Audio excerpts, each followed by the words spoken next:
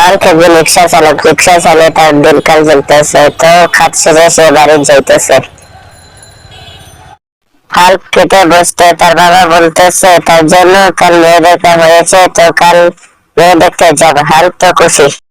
মেয়ের বাড়ি আসতে হাল্ক লজ্জা পাইতেছে। যখন তারা বলল হাল্ক কি কাজ করে, রিক্সা চালক শুনে মেয়ে বলে, ছোট লোক, তুই রিক্সা চালক এসেছিস আমাকে বিয়ে করতে, বের হয়ে যায় আমার ঘর থেকে।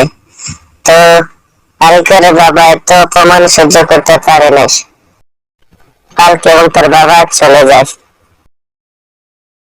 হঠাৎ একদিন নিউজে দেখা পাচার করে কিছু মেয়েকে কিডন্যাপ করে নিয়ে যায়। তো হাল্কের মা বলে, তুই যা ওদের বাঁচা।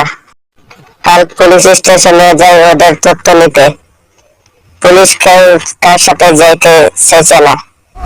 পরে তারা যাইতেই জোরে দরজাটা ভেঙে দেয়, হালকে বন্দি করে ফেলে। তো হালকে ওরা মারধর করতে থাকে। এক সময় আহত হয়ে পড়ে। তার মার কথা শুনে সে আবার জেগে ওঠে। সব বুড়ি কাচ্চা মতো পিটিয়ে মেয়েদেরকে বের করে আনে। তো দেখে সেই মেয়ে যে তাকে অপমান করেছে।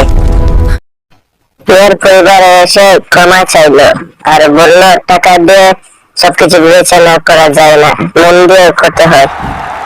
হালকে রাষ্ট্রীয়ভাবে পুরস্কৃত করা হলো আর তার বিয়ে হলো।